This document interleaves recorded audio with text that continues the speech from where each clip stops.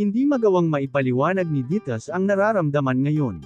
Sakit, pagkabigo, disappointment, kahihiyan, lahat na. Dinig na dinig niya ang bulungan ng mga tao sa paligid niya. May narinig pa siyang nagsabi ng, "Akala mo kung sino, kabit naman pala. Ako, isang kabit." Naikuyom niya ang mga kamao niya dahil sa galit, sakit, at kahihiyan na nararamdaman niya ngayon. Hindi man lang talaga tumingin sa kanya si Manuel na nanatili lang na nakayuko, habang ang babaeng sinasabing asawa naman nito ay malawak pa rin ang ngiti sa lahat.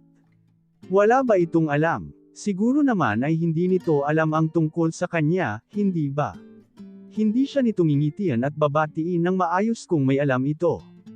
Anyway, Ditas, muling baling sa kanya ni Angela, dahilan para mapaayos siya ng tayo at bumilis sa pagkabog ang puso niya. Parang mas lalo siyang nakaramdam ng insecure dito dahil sa kaalamang legal na asawa ito ni Manuel. Ano ming gagawin niya ngayon? Hindi nito pwedeng malaman ang tungkol sa kanya. Hindi niya alam pero parang biglang nawala ang tapang niya sa babaeng ito. Sa itsura nito, parang isang pitik lang nito ay makakaya na nitong sirain ang buhay niya. Matamis itong ngumiti sa kanya. "Thank you nga pala sa pag-aalaga sa husband ko. Nang dahil sa'yo, naging masaya siya habang wala ako sa piling niya. Salamat sa pagiging mistress ng asawa ko. Napakalaking tulong." Ang ngiti nito ay napalitan ng isang ngisi. "Napakalaking tulong para masira ang pamilya namin." Nanlaki ang mga mata niya dahil sa narinig. Alam niya, pati si Manuel ay napaangat na rin ang tingin para gulat na tingnan ang asawa. Angel, puno ng kabang usol ni Manuel, habang gulat pa ring nakatingin sa babae. "Gulat ka? Akala mo hindi ko malalaman?" Mahinhin itong tumawa, at saka sumulyap kay Ernesto na hanggang ngayon may nakakaloko pa ring ngisi sa mga lobby nito. "Thanks to your friend here, gusto niyang maging updated ako sa buhay mo. Kaya binalitaan niya ako, kahit na nasa Italy pa ako. He's so thoughtful, right?" Hindi makapaniwalang tumingin si Manuel kay Ernesto. Sinasabi niya na nga ba't may pinaplanong hindi maganda ang lalaking ito. Hindi ito papayag na maging masaya siya, matapos ng ginawa niya rito. Pero kung hindi dahil dito, hindi ko malalaman na may asawa na pala si Manuel, at sobrang sakit ng katotohanan yon. Anyway, my dear husband, I'm so hurt because of this. Ano na lang ang iisipin ng anak natin kapag nalaman ito? Umakto itong nalulungkot. My poor Waffen. Wala siyang kaalam-alam na may ginagawa na palang kalokohan ang daddy niya, habang nasa malayo ang mommy niya. I'm sure masasaktan ang baby natin. May anak na sila. Parang may dumagdag na mga patalim na tumarak sa dibdib niya dahil sa kaalaman na namang yun. Muling ngumisi si Angela kay Manuel. "At alam mo namang hindi ko to mapalalampas, di ba? Sigurado akong hindi rin ito ikatutuwa ng parents mo. Ano kaya ang magiging reaction nila, mommy? I'll bet, they will surely be devastated as I am. At kaya pala hindi niya ako magawang ipakilala sa mga magulang niya. Angela, mag-usap tayo sa office ko. Huwag tayong gumawa ng eksena rito. Please. Why? Are you feeling ashamed?" Tipid itong tumawa. "Don't be ashamed, my husband. You should be confident." Tumingin ang babae sa kanya. "Nagawa mong malinlang ang napakagandang babaeng ito. Tiningnan siya nito mula ulo hanggang paa. In fairness, ang ganda talaga ng taste mo. Love it." Naikuyom niya ang mga kamao niya. Papuri ang sinabi nito, pero nainsulto siya, dahil alam niyang sarcastic ito sa mga sinasabi nito. "Please Angela, let's go and talk privately." "Okay, then." Putol nito kay Manuel, at saka nito kinuha ang phone nito at may tinawagan, dahilan para manggunat ang noo ng binata sa pagtataka. Now, kapag kway sambit ng babae sa kausap sa phone. "Angela, anong ginagawa mo?" Nagtatakang tanong ni Manuel sa babae, nang bigla na lamang silang may makitang mga lalaking mga naka-uniformeng itim na bumaba mula sa yate at mabilis na lumapit sa direksyon nila. Lahat sila ay napaatras sa takot. Sino ang mga ito? Ano ang binabalak ng asawa ni Manuel? Matamis na ngumiti si Angela kay Manuel. "Iuuwi na kita. Tapos sa bahay tayo mag-uusap ng pribado?" Simpleng sagot nito. At saka hinayaan ang mga nakaitim na lalaki na sapilitang hawakan si Manuel. "But, what's this? Bakit may ganito, Angela? Anong ibig sabihin nito?" Gulat at naguguluhang tanong ni Manuel. Nagkibit balikat si Angela. Gusto ko lang siguruhin na sa bahay ka talaga dederecho. Baka kasi kung saang isla ka na naman mapadpad, simpleng sagot nito, at saka na sinenyasan ang mga nakaitim na lalaki na kaladkarin na si Manuel patungo sa yate. Napaawang ang lobby niya sa nasasaksihan. Ang babaeng to, tumingin sa kanya si Angela at muling matamis ng umiti, dahilan para mapaisang hakbang siya paatras. What the hell, Angela? Don't do this. Rinig niyang sigaw ni Manuel, habang kinakaladkad dito ng mga lalaking nakaitim, pero hindi niya man lang nagawang tingnan ito, dahil hindi niya mapatid ang pakikipagtitigan kay Angela. Isa siyang palaban na babae. Kahit na nasa kanya ang mali, hindi siya pumapayag na magpatalo sa kahit na sino. Pero ang babaeng ito, sa hindi niya maipaliwanag na kadahilanan, parang may something dito na nagpapawala sa tapang niya. Kaya wala siyang magawa ngayon kundi ang manahimik. Susunod ako, my dear husband. Mag-uusap lang kami ng girlfriend mo, may matamis na ngiti pa ring sambit nito, habang diretsyong nakatingin sa mga mata niya. Napalunok siya at bumulat sa pagpintig ang puso niya. Ate, may pag-aalala sa tonong tawag sa kanya ng kapatid niya, kasabay ng paghawak nito sa kaliwang braso niya. Pati ang lola niya ay lumapit na rin sa gilid niya. Lahat ng mga mata ng tao ay nakatutok sa kanila. Mamamatay ako sa kahihiyan. Ano tong ginawa mo, Manuel? Paano mo nagawa sa akin ito? Hiha, pasensya ka na. Pero walang kasalanan ng apo ko. Walang nakakaalam dito na may asawa na pala si Manuel. Don't worry po, wala akong balak na masama sa apo nyo. Muli niyang tiningnan si Dites. I'm just going to talk to her. At sa kanya rin ito nginitian. Kanina niya pa ito pasimpleng tinatitigan. In all fairness, dahil talagang maganda ito, tand ang kulay ng balat nito at makinis, maganda rin ang mukha nito at maamo, balangkinitab rin ito na siyang pinakagusto ng asawa niya sa babae. Ano pa ang pag-uusapan natin? Hindi namin alam na may asawa na pala si Manuel, hindi ko alam. Ikinibit niya ang ulo niya habang nakatingin pa rin dito. Ang ganda talaga nito. Sayang lang dahil nagpaloko ito sa asawa niya. Pero sa bagay, ang sabi ni Ernesto ay pera lang naman ang habol nito sa asawa niya. Isa itong gold digger. Ngayong alam mo na, anong plano mong gawin? Paano kapag binalikan ka niya?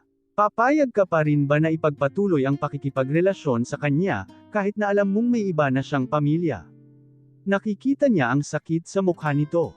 I think, Ernesto's wrong, it's not all about money. She has feelings for my husband. Ang asawa niya kaya, ano ang totoong nararamdaman nito sa babaeng ito? Parang may kumirat sa dibdib niya sa isiping may seryosong pagtingin na rin si Manuel sa babaeng ito. Pero hindi siya nagpahalata na nasasaktan siya. Hindi siya mahina para ipakita ang sakit na nararamdaman niya sa lahat. Bakit hindi ka makasagot? Babalikan mo pa rin ba siya, kahit na alam mo nang may asawa at anak na siya? Mukhang hindi na nito napigilan pa ang mga luha nito, dahil tuluyan na itong tumulo mula sa mga mata nito, dahan-dahan itong umiling habang diretsyong nakatingin sa kanya. Niloko ako ni Manuel, pinaikot niya ako, at higit sa lahat, ginawa niya akong kabit. Lumunok ito na pilit na pinipigilan ang mapahikbi. Sa tingin mo mapapatawad ko pa siya sa ginawa niya? Nasasaktan din ako ngayon, kasi totoong mahal ko siya. Tuluyan nang kumawala ang hikbi mula sa bibig nito, at saka tumalikod sa kanila at tumakbo palayo. We're not yet done talking, binakita niyang sinundan ni Ernesto si Dites, kaya ibinaling niya na ang paningin sa lola ng dalaga, at saka ngumiti rito. Where's Engineer Galicia? I think, we have a lot to talk about. Inilibot niya ang paningin sa paligid, ang daming mga matang nakatutok sa kanila, kaya naman nginitian niya rin ang mga ito. Sumunod ka sakin, hiha, sambit ng matanda, at saka na naunang maglakad patungo sa kung saan. Kaya naman sumunod siya rito habang inililibot ang paningin niya sa paligid. Ang ganda ng lugar na to. Kaso nga lang, sa tuwing makikita niya ito, maaalala niya lamang ang kataksilang ginawa ng asawa niya. Mamaya niya nahaharapin ang kanyang asawa, uunahin niya na muna ang inhinyerong iyon. Ang lakas ng loob nitong magtraidor sa sarili nitong boss. Kailangan nitong mabigyan ng parusa, dahil hindi pwedeng mapalampas ang kalapastangan ng ginawa nito laban sa kanya. Hiha, pasensya ka na talaga. Pero maniwala ka, walang alam ang apo ko na may asawang tao si Manuel. Kaya hiling ko sanang mapatawad mo ang apo ko. Alam kong sobrang nasasaktan ka rin ngayon dahil sa ginawang pagtataksil ng asawa mo. Pero sana'y mahanap mo ang pagpapatawad sa puso mo. Pagpapatawad, saan niya ba mahahanap yun? Sa puso niya na ngayoy durog at nababalutan na ng galit. Paano niya mahahanap ang salitang yun? Don't worry, gaya ng sinabi ko kanina, wala akong balak saktan ang apo nyo, sapat nang nasasaktan din siya ngayon, gaya ko. Bakit naman siya magagalit kay Dites kung wala naman itong alam? Ngumisi siya, yung sakit na may kasamang galit na nakita niya sa mukha nito kanina, sapat na rin yun para hindi niya ito kagalitan, sa halip, ay naging dahilan pa yun para madagdagan ang kanyang plano. Tama si Ernesto, ito ay magiging nakakaaliw. Kahit ako'y nagagalit ngayon dahil sa ginawa ni Manuel. Pero wala ako sa posisyon para manghimasok sa problema ninyong mag-asawa. Pero sana'y ilabas niyo na ang apo ko sa gulo. Ayokong mas masaktan pa siya nang dahil sa ginawang pagkakamali ng asawa mo. I don't think I can do that. Kaya naman hindi na lamang siya sumagot at pinanatili ang ngiti sa mga labi niya. Hindi pwedeng hindi kasali si Dites sa gulong ito, dahil siya ang alas ko para magsaksid ang planong naiisip ko laban sa mahal kong asawa. Hindi naman kasi pwedeng after ng ginawa ng asawa niya ay matatapos na lang yun dun. Ipararamdam niya rin dito ang sakit na nararamdaman niya ngayon. Pero, bago iyon, may kailangan muna akong kumpirmahin. Muli siyang napangisi. Ihanda mo ang iyong sarili, Manuel. Ipapakita ko sa iyo ang aking mga sungay na itinago ko sa iyo sa loob ng maraming taon. Ipapakita ko sa iyo ang totoong ako. Ditas, habol ni Ernesto kay Ditas, hindi naman siya nabigo, dahil huminto ito at humarap sa kanya habang umiiyak. Napangisi siya. I told you, Ditas, pagsisisihan mo ang pakikipagrelasyon mo kay Manuel. Mas lumapit siya rito, at saka ito hinaplo sa mukha. Pero mabilis nitong tinampol ang kamay niya, para maialis sa mukha nito, dahilan para matawa siya. Kung nakontento ka na lang kasi sa kin, hindi ka magkakaganyan ngayon, hindi ka sana magiging kabit. Masama siya nitong tiningnan. Masaya ka na. Nasasaktan ako ngayon, Ernesto. Niloko ako ng taong pinagkatiwalaan ko at minahal ko. Masaya ka na. Nakaganti ka na. So, mahal niya talaga si Manuel. Poor lady. Bakit ba kasi dinala mo pa ang babaeng yun dito? Kung gusto mong ipamukha sa akin nakabit ako nang hindi ko alam. Sana hindi mo yun ginawa sa harap ng mga tao rito sa isla. Nakita mo ba ang tingin nilang lahat sa akin kanina? Parang ang liit ng tingin nilang lahat sa akin. Ano bang malay ko na may asawa na pala si Manuel? Kung alam ko lang, hindi ko naman siya papatusan. Bakit kailangan mo pa akong ipahiya sa lahat? Seryoso ba ito? Napailing na lamang siya. Grabe naman, Dites. Naisip mo ba talaga? Akala ko binago ka na ni Manuel. Sarcastic siyang tumawa. Selfish ka pa rin. I told you, you'll regret what you did to me. And if you think na tapos na ang lahat at yun na lang yun. You are wrong. Namulsa siya at pinanatili ang ngisi sa mga labi niya. Tama lang ang desisyon kung hindi ipakilala ng buo ang sarili ko sa iyo. If ever, baka hanggang ngayon ay nagpapaloko pa rin ako sa iyo. Nangunot ang noo nito, dahilan para tipid siyang tumawat ng uuyam itong tiningnan. Did you really think na naghihirap pa ako? Nang dahil lang sa mga utang ko dahil sa simpleng kadikan ko sa sugal, sa tingin mo talaga maghahirap na ko katulad mo? Lalong nangunot ang noo nito sa pagkalito. Kaya nagpatuloy siya sa pagsasalita. Okay, I'll explain it to you. Kaya ko ibinenta ang isla, para masolusyonan ang mga pinagkakautangan ko. Bakit ako nagkautang? Dahil nakahold ang lahat ng mga bank accounts ko, bilang parusa sa akin ng parents ko dahil sa pagiging sugarol ko. Pero dahil nasolusyonan ko na ang mga problema ko at nangako na ako sa kanilang magbabago na ako, ibinalik na nila ang lahat ng pera ko. And, guess what? Mayaman na ako ulit. Haha. Dahan-daang nawala ang pagkakakunot ng noo nito at nabakas ang gulat sa mukha nito, dahilan para lalo siyang mapahalakhak. Ikaw naman kasi, masyado kang maambisyon at uhaw sa kayamanan. Kaya ayan ang napala mo. Kung nakontento ka sana sa akin at hindi mo ko binasura ng dahil lang sa isiping naghihirap na ko. Di sana nag-propose na ko sa'yo ngayon ng kasal at natupad na ang ambisyon mong maging mayaman. Nakangisi siyang umiling. Pero huli na ang lahat. Yoko na sa'yo. Dahil sa ginawa mo, natauhan ako. Nagkibit balikat siya. Na-realize ko na wala naman palang espesyal sa'yo. Sa dami ng babaeng naghahabol sa kin, napakadali lang para sa kin ang mapalitan ka. Muli niya itong nilapitan at tinapik sa balikat. Good luck na lang sa'yo. And, warning ko lang, huwag kang magpalinlang sa matamis na mga ngiti ni Angela. May halo ang babaeng yun, pero malaki ang sungay yun. Muli siyang humalaklak at tinalikuran na ito. Ang araw na ito ay talagang nakakaaliw. Kung ano man ang pinaplanong gawin ni Angela, excited na siyang masaksihan yun, dahil alam niyang hindi boring gumawa ng evil plan ang babaeng yun. Angela, palabasan mo ko rito, sigaw ni Manuel, habang kinakalampag ang pinto ng kwartong kinaroroonan niya. Nandito na sila ngayon sa bahay nila rito sa Avida. Pero ang buong akala niya ay bibitawan na siya ng mga lalaking inuutusan ng kanyang asawa. But, he was wrong, dahil nang makarating sila rito sa bahay, dinala siya ng mga ito sa basement ng bahay, at ikinulong dito sa kwartong ito. Maayos ang kwarto at kumpleto sa gamit. Parang inihanda talaga ito, dahil mukhang balak siyang ikulong ng asawa niya rito. Ganon kagalit ang asawa niya, para kumuha ng maraming tauhang lalaki na ngayon niya lamang nakita. Hindi niya kilala ang mga tauhan ng asawa na isinama nito sa isla. Ngayon nga lang niya nalaman na may ganon karaming tauhan si Angela. Kung kaladkarin nga siya ay parang mga walang pakialam kahit na nasasaktan na siya.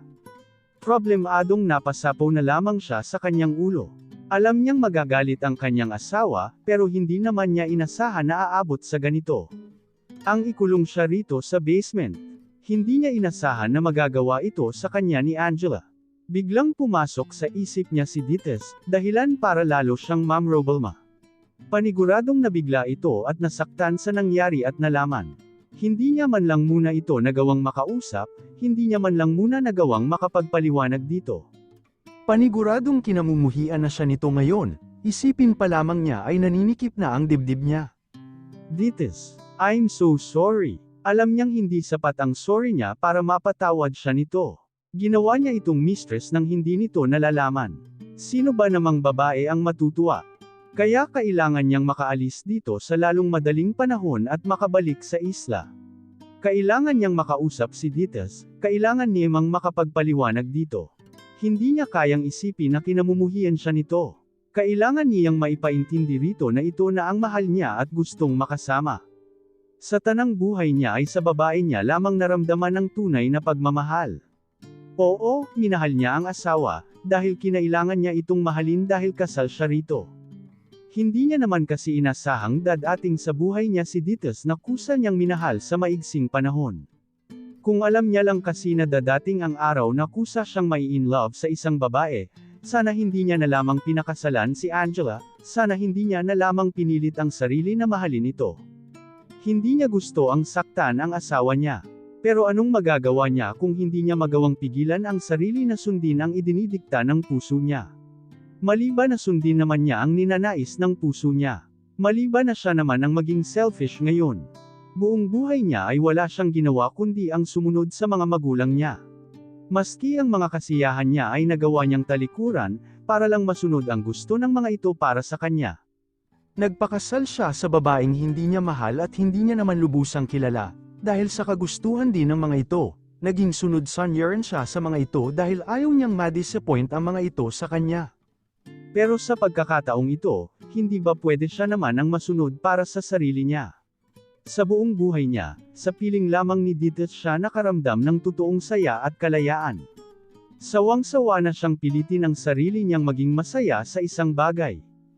Kay Dites niya lamang naranasan at naramdaman ang sayang hindi pilit at kusa niya lang na naramdaman. Tapos, ipagkakait pa ba yun sa kanya? Wala ba siyang karapatang makaramdam ng tunay na saya at pagmamahal?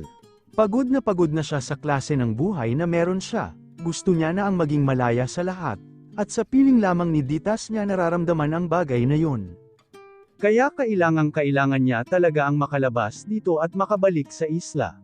Kakausapin niya lamang si Angela para ipaliwanag dito ang lahat, tapos babalik na siya sa isla. Wala siyang pakialam kahit na itakwil pa siya ng pamilya niya dahil dito sa ginagawa niya. Ang tanging mahalaga na lamang ngayon sa kanya ay ang makasama si Dites.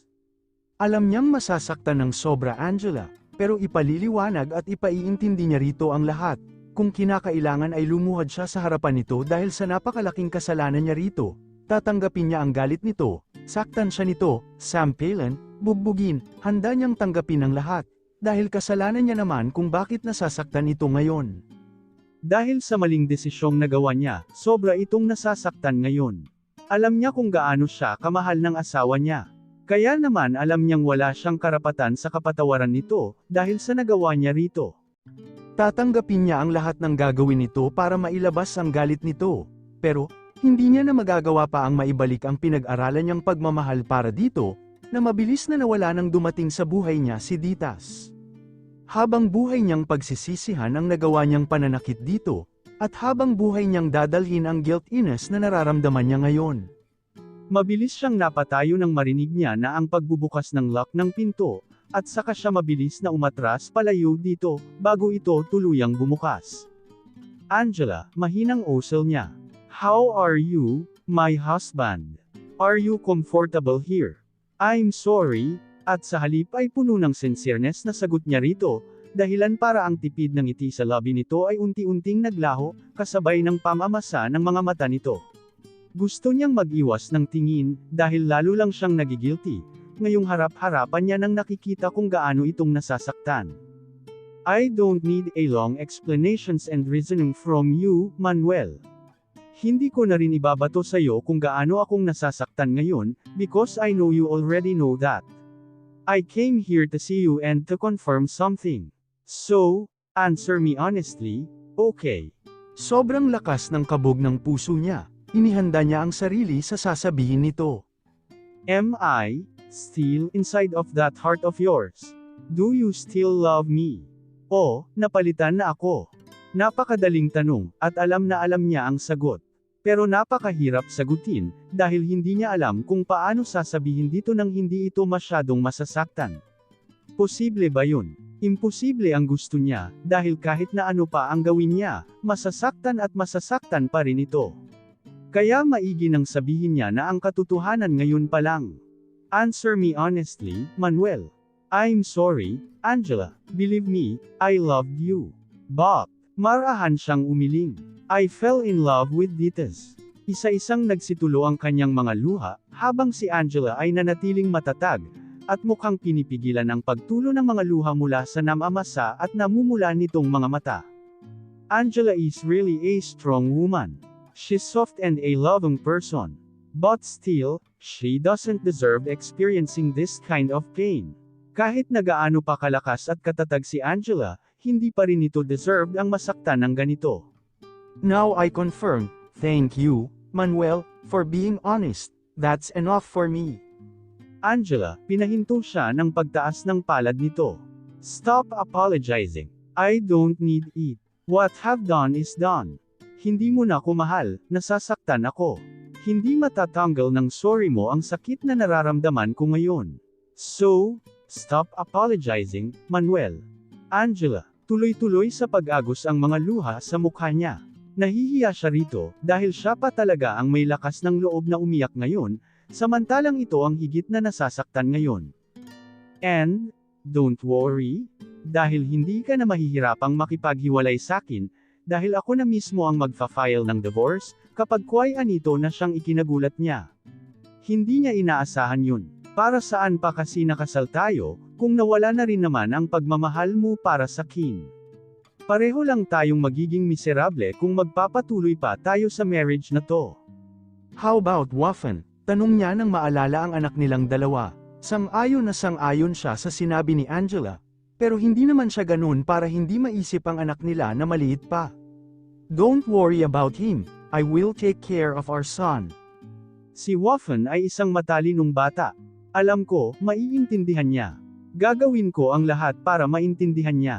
Malapit na tayong maghiwalay. But, for now, troublemain mo muna kung paano mo ito ipaliliwanag sa parents mo. Magagalit sila for sure. Oo nga pala, ang parents niya. Pero ngayong nagkakasundo na sila ni Angela sa gagawin, madali na lang siguro yung solusyonan, lalo pat si Angela na mismo ang magfa-file ng divorce. Hindi siya makapaniwala na ganito lang siya kadaling pakakawalan ng asawa niya. Parati nitong alam ang dapat at hindi dapat gawin, lalo tuloy siyang nakaramdam ng hiya rito. Napaka-mature nitong mag-isip. Nagmahal siya ng iba, at hindi siya nakararamdam ng pagsisisi kahit na kaunti. Hinding-hindi ko pagsisisihan na minahal ko si Ditas. Sa kabila ng lahat, hindi niya mapigilan ang makaramdam ng tuwa, dahil sa oras na maging malaya na siya, mababalikan niya na ito, at magagawa niya ng maipagsigawan sa buong mundo kung gaano niya ito kamahal. You'll stay here for tonight. Then, tomorrow morning, may susando sa'yo rito para ihatid ka sa bahay ng parents mo. Inilibot nito ang paningin sa kabuuan ng kwarto.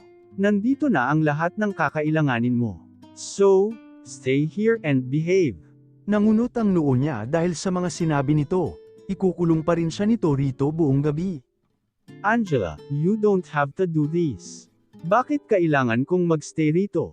Kung ayaw mo na akong makasama sa kwarto, pwede naman akong magstay sa guest room. Why here? Naguguluhan siya. Parusa ba ito sa kanya? You ruined my trust. So, I just want to make sure na hindi ka tatakas para balikan ang babaeng yun sa isla. So, stay here and behave, okay? Consider this as your punishment for hurting me. Maayos ang pakikitungo nito sa kanya sa kabila ng nagawa niya, pero alam niyang sa loob-loob nito ay galit na galit ito ngayon sa kanya. Okay, then. Make yourself comfortable here. I've got to go. Gusto ko na ring magpahinga. Gusto niya itong habulin at makausap pa ng matagal, pero pinigilan niya ang sarili, dahil sinabi na nitong hindi na nito kailangan ng sorry o paliwanag niya, kaya ano pa ba ang sasabihin niya rito? Ngayon, ang iisipin niya na lamang ay kung paano magpapaliwanag sa parents niya bukas, paniguradong magagalit ang mga ito, lalo na ang ama niya. Grabe, akala mo kung sino kung makapagmalaki, ginawa naman palang kabit, hahaha. Ayan kasi ang napapala ng mga ambisyosang katawan lang ang alam gamitin. Hindi gumagamit ng utak, panipid. Kung makaasta pa ay akala mo nakatataas na siya sa itang lahat. Ambisyosang gold digger lang naman pala, hahaha. Naikayam niya ang mga kamao niya dahil sa mga naririnig na pag-uusap ng ilang mga tao rito sa isla. Siya ngayon ang #1 hot topic dito sa buong isla. Kung makatingin pa sa kanya ang mga tao rito ay akala mo'y nakagawa siya ng isang napakalaking krimen. Bakit, alam ko ba na may asawa na pala ang lalaking yun? Ginusto ko ba na maging kabit? Lalo siyang nakaramdam ng galit para kay Manuel. Paano niya naatim na gawin sa Kin ang kahangalan na to? Hindi lang nito sinaktan ang damdamin niya, pinahiya at pinagmukhang masama pa siya nito sa mata ng mga tao. Ginawa siya nitong kerida, gayong pinandidirihan at kinaiinisan niya pa naman ang mga ganong klaseng babae.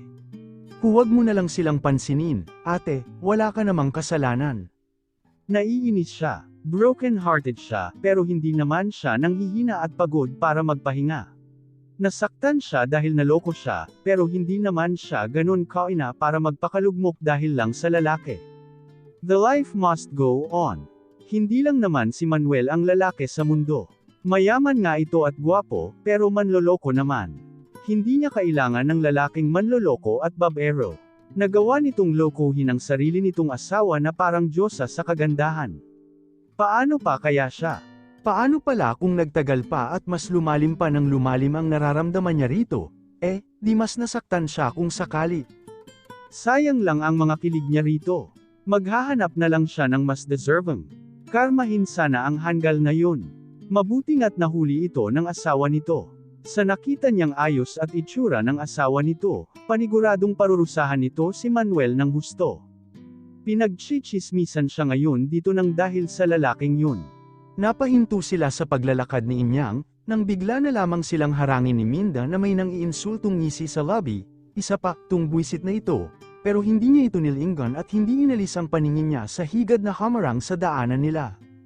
Tingnan mo nga naman, anong pakiramdam ng maging isang kabit, Ditas? Bakit hindi mo itanong sa nanay mo? Pero tumawa lamang ito na parang wala ng effect dito ang katotohanang naging isang kabit din ang nanay nito, kaya ito isinilang sa mundo. Ikaw ang tinatanong ko, kasi ikaw lang naman ang naging kabit dito recently, di ba? But, of course, hindi pa rin siya magpapatalo sa kamalditahan nito. Niloko na nga siya at binigyan ng kahihiyan. Magpapatalo pa ba siya? No way. Kahit na mamatay pa siya sa kahihiyan, hinding-hindi niya hahayaang ibuli siya at kaya-kayanin lang ng kahit na sino. Alam mo Minda, kung puro walang kwenta lang naman ang sasabihin mo sa akin, tigilan mo na, kasi kahit na ano pang insulto ang ibato ninyong lahat sa akin, wala akong pakialam. Pinapagod nyo lang ang mga sarili nyo, dahil kahit na ano pa ang sabihin nyo, hindi ako magpapaapekto sa inyo. Halika na nga, inyang. Palibas sa kinakaliw na yang mukha mo, kaya hindi ka na nakakaramdam ng hiya. Ibang klase ka talaga, Dites. Hindi ka lang gold digger, isa ka ring kabit at babaeng walang delikadesa. Rinig niya pang sambit ni Minda. Kasalanan mo ang lahat ng ito, Manuel. Hindi niya ito mapatatawad. Huwag na talaga itong magpapakita pa sa kanya. Wala siyang pakialam kahit na ito pa ang owner sa islang ito.